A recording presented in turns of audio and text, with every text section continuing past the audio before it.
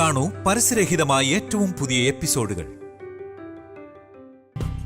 വീട്ടിൽ അങ്കിളില്ലേ ആന്റി? എന്താ പറ്റിയേ? അച്ഛമ്മേ, ചെറിയൊരു ആക്സിഡന്റ്. ആന്റി നടന്നു വരികയായിരുന്നു. എന്റെ ബൈക്കൊന്ന് ചെറുതായിട്ട്. എന്ന് വെച്ചാ നീ കൊണ്ടുപോയി ബൈക്ക് ഇടിച്ചിട്ട് പയ്യെ വീട്ടിൽ കൊണ്ടാക്കുക അല്ലേ? അങ്ങനെ പറയല്ലേ. ആ കുട്ടി തെറ്റൊന്നും ചെയ്തിട്ടില്ല. ഞാൻ എന്തോ ആലോചനയിൽ റോഡിന്റെ നടുവിലേക്ക് കയറിയതാ. ഇവൻ ആരാന്ന് അമ്മയ്ക്ക് മനസ്സിലായോ? രാമേന്ദ്രേട്ടന്റെ മോനാ. അത് ശരി, സാരമില്ല മോനെ, കൊണ്ടാക്കിയതിന് നന്ദി. ഇനി ഞാൻ നോക്കിക്കോളാം, മോൻ പോയിക്കോ. അങ്കിളില്ലേ അച്ഛമ്മേ? ഇല്ലല്ലോ മോനെ, അമ്പലത്തിൽ പോയിരിക്കുക. വൈകുന്നേരം ആകുമ്പോഴേ വരൂ.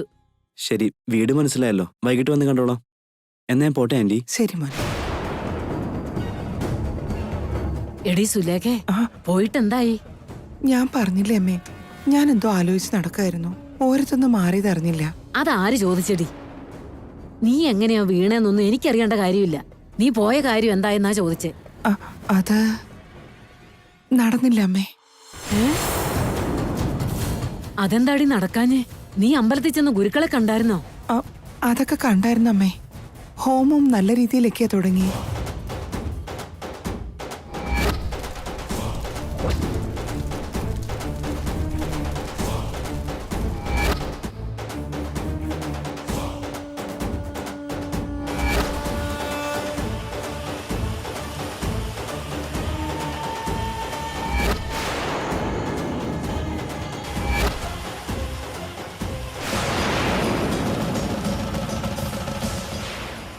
ഞാൻ നേരത്തെ പറഞ്ഞില്ലായിരുന്നോ ഇതൊന്നും ചെയ്യാൻ പാടില്ല എന്ന്?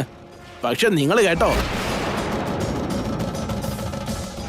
അവരെ വേർപിരിക്കുന്നത് ആ ദൈവത്തിന് പോലും ഇഷ്ടമില്ല. അതാ ഹോമം കെട്ടുപോയത്. ഞാൻ എന്ത് ചെയ്യാനാ അമ്മേ? ഞാൻ അപ്പോഴേ പറഞ്ഞതല്ലേ ഇതൊക്കെ തെറ്റാന്ന്. അമ്മ അതൊന്നും കേൾക്കാൻ തയ്യാറായില്ല. മംഗല്യ ബന്ധത്തെ വേർപെടുത്തുന്നത് അതത്ര എളുപ്പമല്ല. നമ്മളെ കൊണ്ടാവുന്ന പണിയേ ഉള്ളത്. ഇനി ഒരിക്കലും ഇതിനൊന്നും ശ്രമിക്കണ്ട അമ്മേ.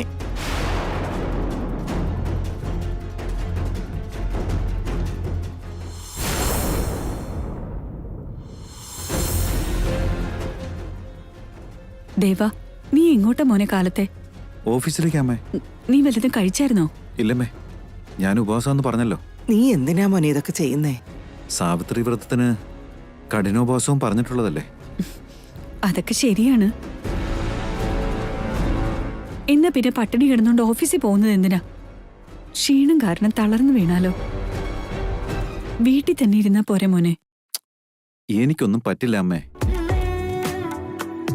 നീ ആരെയാടാ ഈ എത്തി നോക്കുന്നേ? ശ്രേയ എവിടാന്നാണോ? അവളെ പിരിഞ്ഞിരിക്കാൻ മേലെ പിന്നെ എന്തിനാ ഓഫീസിലേക്ക്? വീട്ടിലിരുന്ന് പണിയെടുക്കാലോ.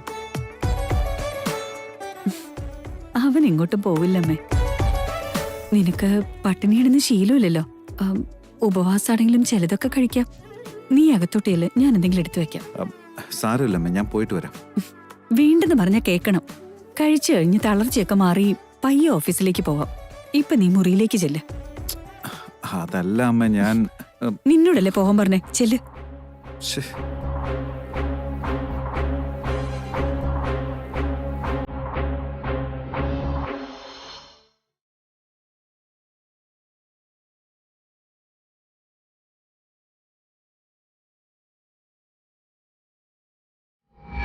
എനിക്ക് വേണ്ടി നീ ഉപവാസിരിക്കുമ്പോ നിനക്ക് വേണ്ടി എനിക്കും അതായിക്കൂടെ?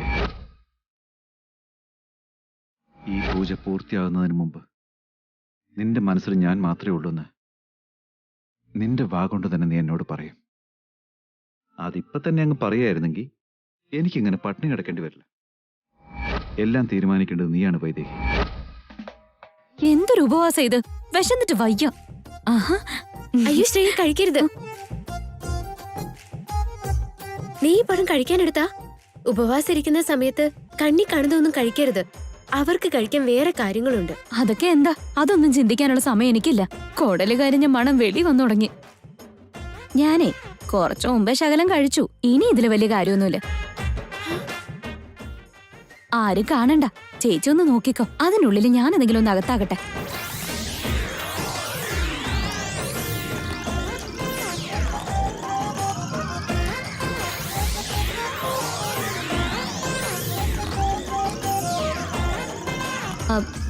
പിന്നെ ചേച്ചി ഇന്ന് ലഡു ഉണ്ടാക്കുന്നുണ്ടല്ലോ, അതെവിടെ വെച്ചിരിക്കുക? അവിടെയുണ്ട്.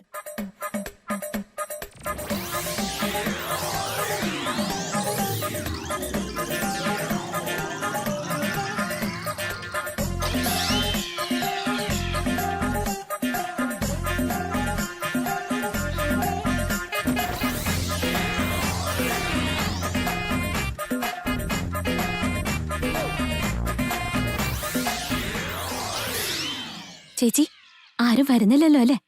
അടുക്കളയിൽ ഒത്തിരി നേരം ഇങ്ങനെ നിന്നാ ഉപവാസം നിക്കല്ലേ, പിന്നെന്താ ഇവിടെ കാര്യം ചോദിക്കും.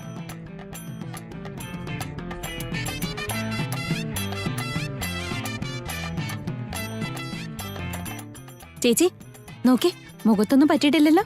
വല്ലത് ഇരിപ്പുണ്ടെങ്കിൽ അതും മതി. ഇല്ല ശ്രേയ. ശരി. ശ്രേയ നിന്നെ. പാവല്ലേ, ദേവേട്ടന് ഉപവാസം ഇരിക്കുവാണല്ലോ. പയറുവർഗ്ഗങ്ങള് കഴിക്കുന്നോണ്ട് കുഴപ്പമില്ല. കുറച്ച് തരട്ടെ, ഒന്ന് കൊണ്ടു കൊടുക്കോ?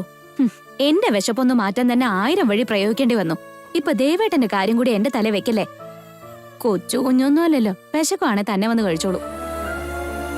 ആണുങ്ങക്ക് ഉപവാസമൊന്നും പറഞ്ഞിട്ടില്ലല്ലോ. ഞാൻ ദേവേട്ടനെ നിർബന്ധിച്ചിട്ടൊന്നും അല്ലല്ലോ. അത് നിനക്കറിയാലോ. നിനക്ക് വേണ്ടിയല്ലേ ദേവേട്ടന് ഉപവാസം എടുക്കുന്നേ? ഒന്നും മിണ്ടാതിരി ചേച്ചി. എനിക്ക് വേണ്ടിയാന്ന് പറഞ്ഞ ഉടനെ വിശ്വസിക്കാൻ എന്റെ തലയ്ക്ക് ഓളൊന്നുമില്ല. എന്നോട് മര്യാദയ്ക്കൊന്നും മിണ്ടാൻ പോലും വരില്ല. പിന്നെ എനിക്ക് വേണ്ടി ഉപവാസം ഇരിക്കാന്ന് പറഞ്ഞ ഉടനെ അങ്ങ് വിശ്വസിക്കാം. അതല്ല ശ്രേയെ, എനിക്ക് കേക്കണ്ട.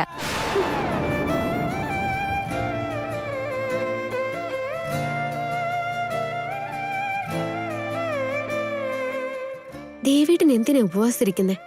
വിശപ്പ് സഹിക്കാൻ പറ്റാത്ത ആളാ. ശ്രേയക്കാണെങ്കിൽ ദേവേട്ടന്റെ കാര്യത്തിൽ ഒരു താല്പര്യമില്ല. ഇനി ഞാൻ വല്ലതും കൊണ്ടു കൊടുക്കാന്ന് വെച്ചാ വേണ്ടാത്ത ചോദ്യങ്ങളായിട്ട് വന്നോളൂ.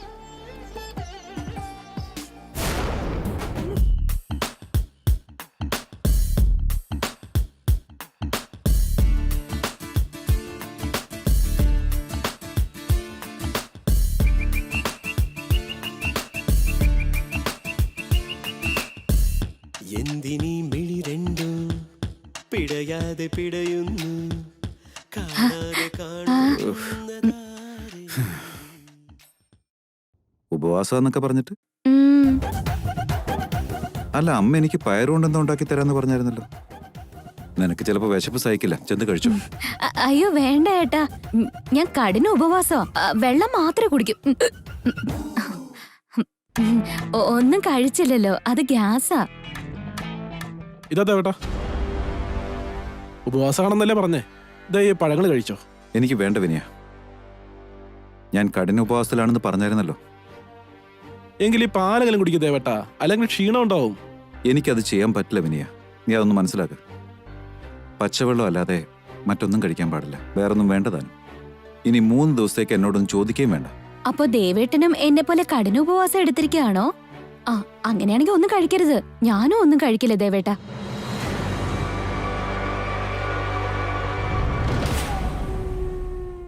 ശരി, ദേവേട്ടന്റെ മുറിയിൽ വെച്ചേക്കാം. വിശപ്പ് സഹിക്കാൻ പറ്റാതെ എടുത്ത് കഴിച്ചോ. ആ ദേവേട്ടാ, അജയേട്ടന് ദേവേട്ടനോടൊന്ന് പറയാനുണ്ടത്രേ. വിളിച്ചായിരുന്നു. എന്താണാവോ കാര്യം? അതൊന്നും എനിക്കറിയില്ല ദേവേട്ടാ, ഒന്ന് വന്ന് കാണാൻ പറഞ്ഞായിരുന്നു. ആ ശരി, ഞാൻ കണ്ടോളാം. ശരി ദേവേട്ടാ.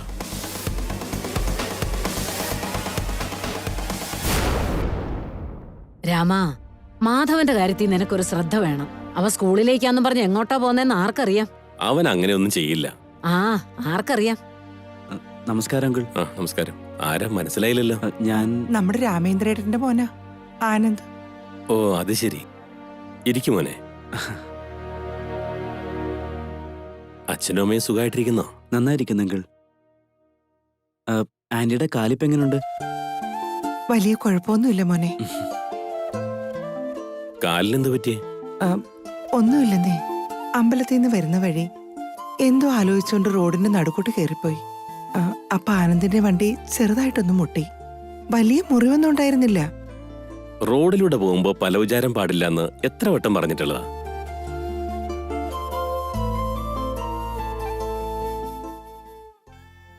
നീ എന്താ മോനെ നോക്കുന്നേ? ശ്രേയയുടെ കല്യാണം കഴിഞ്ഞെന്ന് ഞാൻ അറിഞ്ഞായിരുന്നു. വൈദേഹിയെ കാണുന്നില്ലല്ലോ എന്ന് നോക്കുമായിരുന്നു. വൈദേഹി ഇപ്പൊ ശ്രേയയുടെ വീട്ടിൽ തന്നെ മോനെ. ഓ, വൈദേഹി വളരെ നല്ല കുട്ടിയാ അങ്കിൾ. അവൾ എവിടെ നിന്നാലും നല്ലത് മാത്രമേ ഉണ്ടാവുള്ളൂ. വൈദേഹി ഇഷ്ടമില്ലാത്ത ആരും ഉണ്ടാവില്ല.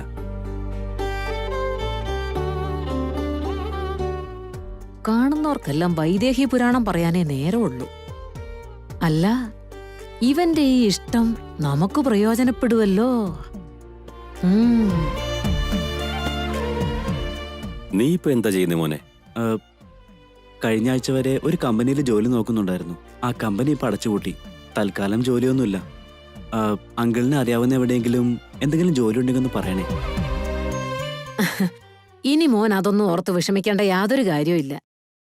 നിനക്ക് ജോലി കിട്ടിയെന്ന് തന്നെ കൂട്ടിക്കോ. നീ എന്തിനാടാ വായും പൊളിച്ചിരിക്കുന്നേ? നമ്മുടെ മരുമോൻ എത്ര കമ്പനിയുണ്ട്. ഈ മോൻ ഒരു ഉദ്യോഗം വാങ്ങിച്ചു കൊടുത്തൂടെ? ആയിക്കോട്ടെ, ദേവനോട് ചോദിച്ച് എന്തെങ്കിലും ഒരു ജോലി വാങ്ങിച്ചു തരാം.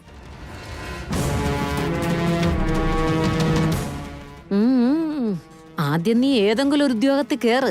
പിന്നെ നിനക്ക് ഞാനൊരു ഭർത്താവ് ഉദ്യോഗം തരുന്നുണ്ട്. അത് നിനക്ക് ഇഷ്ടമുള്ള ഉദ്യോഗമാണെന്ന് എനിക്കറിയാം.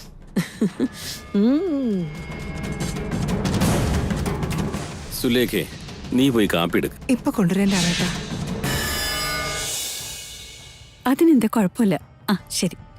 കൗസല്യേ, അവന് കഴിക്കാൻ വല്ലതും കൊടുത്തു വിട്ടായിരുന്നോ? എപ്പോഴേ കൊടുത്തു വിട്ടു. പക്ഷെ കഠിന ഉപവാസം പറഞ്ഞ് കഴിച്ചിട്ടുണ്ടാവില്ല. ഇതുവരെ ഒരു പൂജ പോലും ചെയ്യാൻ കൂട്ടാക്കാത്തവന് ഇപ്പൊ എങ്ങനെയാ ഈ ഉപവാസമൊക്കെ എടുക്കുന്നേ? അങ്ങനെ എന്തെങ്കിലും പ്രാർത്ഥിച്ചിട്ടുണ്ടാവും. ഈ വ്രതം തീരുന്നതിന് മുമ്പ് വിചാരിച്ചത് എന്തെങ്കിലും നടക്കണമെന്ന് ആഗ്രഹിച്ചിട്ടുണ്ടാവും. അല്ലെങ്കിൽ ഒന്നും കഴിക്കാതെ 3 ദിവസം ഇരിക്കും അവൻ. ഹലോ,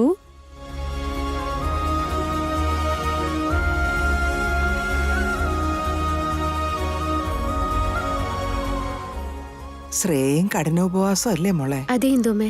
ശരി, ഈ 3 ദിവസവും നീ വേണം കാര്യങ്ങളൊക്കെ നോക്കാൻ. രണ്ടുപേരും ഒന്നും കഴിക്കുന്നുണ്ടാവില്ല. എന്തെങ്കിലുമൊക്കെ പറഞ്ഞ് പാലും പഴവും കഴിപ്പിക്കണം. ഞാൻ നോക്കാം എന്തോമേ. ശ്രേയക്ക് ഒരു കുഴപ്പമുണ്ടാവില്ല. പാവം ദേവേട്ടന്റെ കാര്യം ഓർക്കുമ്പോഴാ വിഷമം തോന്നണ. എന്റെ ദേവേട്ടൻ എങ്ങനെ വിശപ്പ് സഹിക്കുന്നേ?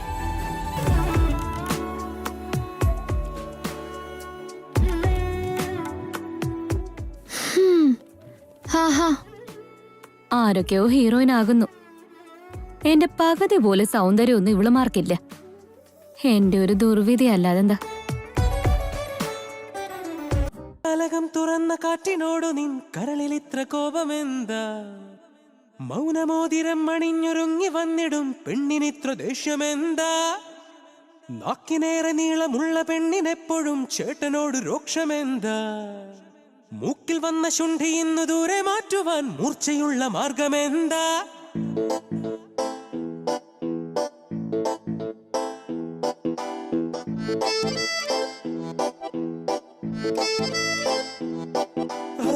നില്ല് നില്ല്, നല്ല മഞ്ഞുകാലമല്ലോ, രാവിനിത്ര ചൂടിതെന്താ?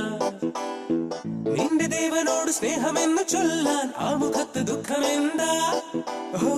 മെല്ലെ മെല്ലെ വന്ന കൊഞ്ചിടുന്ന തെന്നൽ പാടിടുന്ന ഗാനമെന്താ? ദേവേട്ടനോട് എത്ര പറഞ്ഞാലും അനുസരിക്കില്ല. എന്തിനാ ഈ ഉപവാസമൊക്കെ? ശ്രേയക്കാണെങ്കിൽ അതിനകത്ത് ഒരു ശ്രദ്ധയുമില്ല. പറഞ്ഞാലൊട്ട് മനസ്സിലാക്കുന്നുമില്ല. ദേവേട്ടനെ കൊണ്ട് എങ്ങനെ എന്തെങ്കിലും ഒന്ന് കഴിപ്പിക്കാം. നെഞ്ചിനുള്ളിൽ വന്നു മാറൻ ചൊല്ലിടുന്ന കാര്യമെന്താ? Baby, he loves you, loves you, loves you so much. Baby, he loves you, loves you, loves you so much. എന്താ ചേച്ചി, വീട്ടില് പിന്നെ ഏതെങ്കിലും പൂജ തുടങ്ങിയോ? സത്യത്തിൽ നീ എന്താ ചെയ്തുകൊണ്ടിരിക്കുന്നതെന്ന് എനിക്കൊന്നും മനസ്സിലാവുന്നില്ല. ഞാനിപ്പോ എന്താ ചെയ്തേ ചേച്ചി? ഇതിൽ കൂടുതൽ എന്താ ചെയ്യണ്ടേ? ഉപവാസം എടുക്കാന്ന് കള്ളം പറഞ്ഞിട്ട് നിന്റെ പാട്ടിന് നീ ആരും കാണാതെ കഴിക്കുന്നുണ്ട്. മറ്റാരെയും കുറിച്ച് ഒരു ചിന്തയുമില്ല. ദേവേട്ടൻ എവിടെ? എന്തെങ്കിലും കഴിച്ചോന്നോ കുടിച്ചോന്നോ ഒരല്പെങ്കിലും നിനക്ക് ചിന്തയുണ്ടോ? അയ്യോ എന്റെ ചേച്ചി, എല്ലാം ചേച്ചിക്ക് അറിയാലോ. പിന്നെ പിന്നെ എന്തിനാ അത് തന്നെ ചോദിക്കുന്നത്? ഞാൻ ചിന്തിക്കുന്നോണ്ട് മാത്രം എന്തെങ്കിലും പ്രയോജനം ഉണ്ടാവോ? ഞാൻ പറഞ്ഞ ദേവേട്ടൻ കേക്കില്ലല്ലോ. അതും ശരിയാ. ദേവേട്ടന്റെ മനസ്സിലിരിപ്പ് എന്താന്ന് മനസ്സിലായിട്ടും ഞാൻ ശ്രേയോട് ചോദിക്കുന്നത് തന്നെ തെറ്റല്ലേ? അതിരിക്കട്ടെ, ചേച്ചി എന്തിനാ ഇപ്പൊ ഇങ്ങോട്ട് വന്ന്? ദേവേട്ടന്റെ കാര്യം അറിയാൻ വന്നതാ. ദേവേട്ടൻ ഇവിടെ ഉണ്ടായിരുന്നെങ്കിൽ നീ ഇങ്ങനെ ഡാൻസും കളിച്ച് നടക്കില്ലായിരുന്നല്ലോ. ഒന്നുമില്ല ശ്രേയെ, ഈ പൂജ കഴിയുന്നവരെയെങ്കിലും ഈ ഡാൻസും കുത്തും നിർത്ത്. ആരെങ്കിലും കണ്ട കഠിനോപവാസം ഇരിക്കുന്ന ഇളയ മരുമകൾ ശ്രേയയ്ക്ക് ഇത്രയും ശക്തി എവിടെ നിന്ന് കിട്ടിയെന്ന് ചിന്തിക്കില്ലേ? കള്ളത്തരത്തിൽ എന്തെങ്കിലുമൊക്കെ അകത്താക്കുന്നുണ്ടെന്നും കരുതും.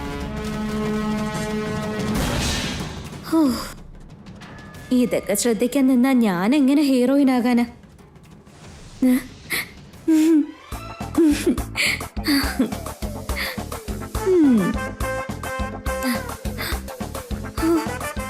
നിനക്ക് എന്ത് കുറവുണ്ടായിട്ടാ ശ്രേയ? അടിപൊളി ഗ്ലാമറും ഫിഗറും ഒക്കെ ഉണ്ട്. ഈ വീട്ടിൽ വന്ന് കയറിയതിന് ശേഷം ചെറുതായിട്ടൊന്ന് ഉടനെന്നല്ലേ ഉള്ളൂ. എന്നാലും സാരമില്ല. ആ ജയം പറഞ്ഞ ആൽബം ഒന്ന് റിലീസായി കഴിഞ്ഞാ പിന്നെ അയ്യോ, ആൽബത്തിന്റെ കാര്യം പറഞ്ഞപ്പോഴോർത്ത് ജയൻ ഇതുവരെ ഒന്ന് വിളിച്ചു പോലും ഇല്ലല്ലോ. ഇനി ഓഡിഷനിൽ ഞാൻ സെലക്ട് ആയില്ലേ? സെലക്ട് ആയെങ്കിൽ ഷൂട്ടിംഗ് പിന്നെ എപ്പോഴായിരിക്കും? നേരത്തെ പറഞ്ഞില്ലെങ്കിൽ ഞാൻ എങ്ങനെ ഇവിടെ മാനേജ് ചെയ്യും?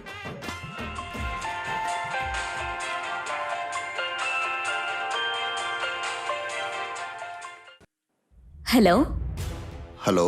ഇപ്പൊ നിന്നെ കുറിച്ച് ഞാൻ ഓർത്തതേ ഉള്ളൂ. ദേ വരുന്നു ഫോൺ കോൾ. 100 ആയുസാ നിനക്ക്. നീ ഒരു ഹീറോയിനായി കഴിഞ്ഞ ആ സന്തോഷത്തിൽ 100 വർഷമല്ല 200 വർഷമെങ്കിലും ഞാൻ ജീവിച്ചിരിക്കും. ആവാൻ എന്തിരിക്കുന്നു? നീ ഹീറോയിനായി കഴിഞ്ഞു പെണ്ണേ. അപ്പൊ ഞാൻ സെലക്ട് ആയോ? നിന്നെ ആരെങ്കിലും റിജക്ട് ചെയ്യോ ശ്രേയെ? നിന്റെ വീഡിയോ കണ്ടതും ഇവിടെ എല്ലാവരും ഫ്ലാറ്റ് ആയില്ലേ? സത്യമായിട്ടും? സത്യം ശ്രേയെ. ഇനി നിന്റെ നല്ല കാലം തുടങ്ങിയിരിക്കുക. അൺസ്റ്റോപ്പബ്ലി. എത്രയും പെട്ടെന്ന് റിഹേഴ്സൽ തുടങ്ങണോ? അത്ര റെഡിയായിരുന്നു കേട്ടോ. ശ്രേയ ശ്രേയ ശ്രേയ ശ്രേയ ശ്രേയ ശ്രേയ ശ്രേയ ശ്രേയ ശ്രേയ ശ്രേയ ശ്രേയ ശ്രേയ ശ്രേയ.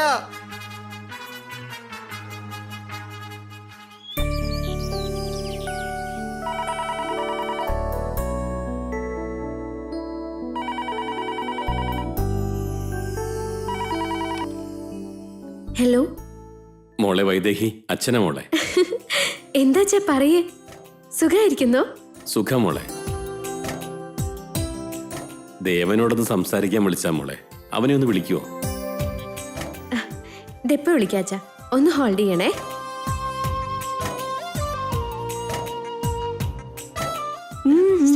ദേവേട്ടൻ എവിടെയാ? എനിക്കെങ്ങും അറിയില്ല. അയ്യോ, ദേ അച്ഛൻ വിളിക്കുന്നു. അച്ഛൻ എന്തോ പറയാനുണ്ടെന്ന്. ലൈനിലുണ്ട്, നീ ഒന്ന് ചെന്ന് സംസാരിക്ക. ആണോ? എന്നെ കൊണ്ട് പറ്റില്ല. അച്ഛൻ ഉടനെ ഉപദേശം തുടങ്ങും. അച്ഛൻ എന്തിനാ ലാൻഡ് ലൈനിലേക്ക് വിളിച്ചേ? ദേവേട്ടന്റെ മൊബൈലിലേക്ക് വിളിച്ചു നോക്കിയാ പോരെ? ചേച്ചി ചെല്ല്, ചെന്ന് പറയ്.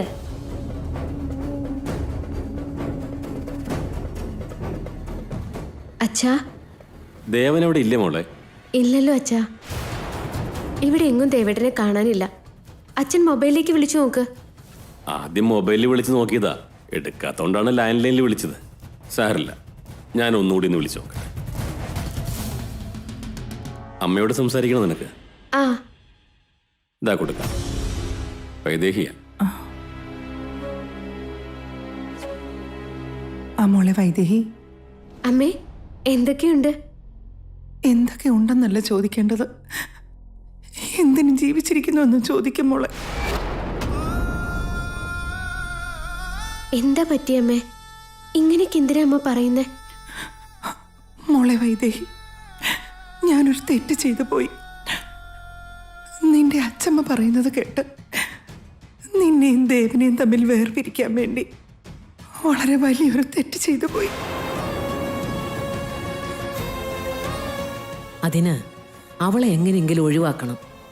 ദേ നോക്ക്, അതിന് ഈ ഒരു വഴി മാത്രമേ ഉള്ളൂ. നടന്നതൊക്കെ അറിഞ്ഞാല് പിന്നെ നിന്റെ ഭർത്താവിന്റെ അവസ്ഥ എന്താകും? നീ പെട്ടെന്ന് ചെല്ല്, ആ ഗുരുക്കളെ കണ്ട് കാര്യം അന്വേഷിക്ക്.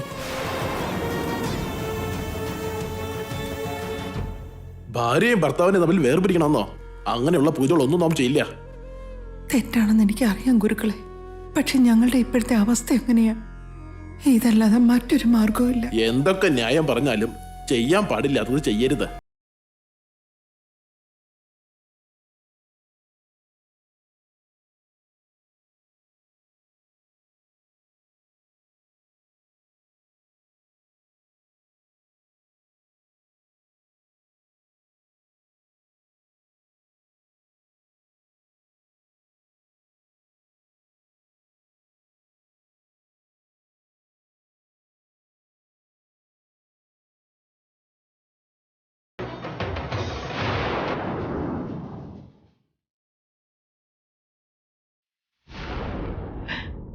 ഈ അമ്മയോട് ക്ഷമിക്കും മോളെ.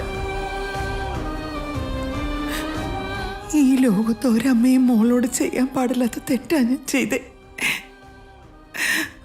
എന്റെ മോളുടെ ജീവിതം തകർക്കാനല്ലേ ഞാൻ ശ്രമിച്ചേ.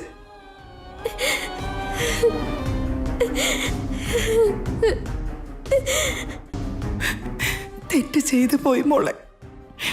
ഈ അമ്മയോട് നീ ക്ഷമിക്കും.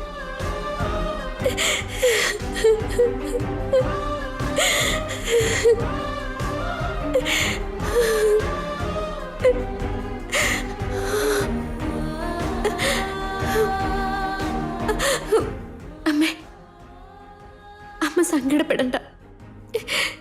അമ്മ ചെയ്തതിൽ യാതൊരു തെറ്റുമില്ല. അല്ലെങ്കിൽ തന്നെ അമ്മ എന്റെ ജീവിതം തകർക്കാനായിട്ട് ഇത് ഞാൻ ആഗ്രഹിച്ച അമ്മ എനിക്ക് തന്ന ജീവിതം അല്ലല്ലോ അമ്മ.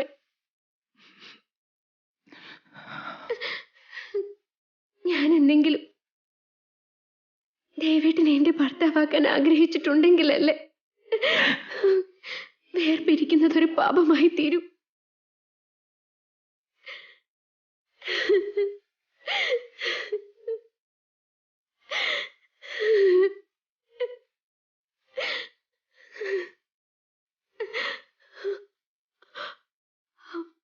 ശ്രേയയും ദേവേട്ടനെയും തമ്മിൽ ഒന്നിപ്പിച്ചിട്ട് ഇവിടുന്ന് അകന്നു പോകണമെന്ന് ഞാൻ ആഗ്രഹിക്കുമ്പോ അമ്മ ചെയ്തത് ശരിയാണ്. അതിലൊരു തെറ്റുമില്ല അമ്മ. എന്നാലും നിങ്ങളുടെ ബന്ധത്തെ തകർക്കാൻ നോക്കുന്നത് ആ ദൈവം പോലും ആഗ്രഹിക്കുന്നില്ല മോളെ. അതുകൊണ്ടല്ലേ ആ ഹോമകുണ്ടം പകുതിക്ക് വെച്ച് അടഞ്ഞു പോയത്.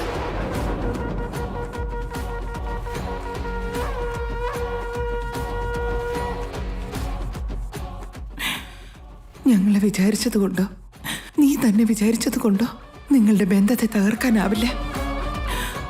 അതാ ദൈവം തീരുമാനിച്ചതാ.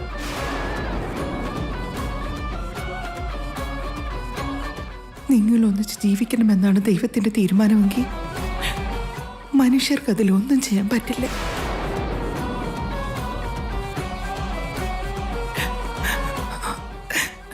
ഇനി ശ്രേയയുടെ ജീവിതം എന്തായി തീരുമെന്നുള്ളത് നമ്മുടെ ആരുടെയും കൈകളിലല്ല മുളയിരിക്കുന്നത്.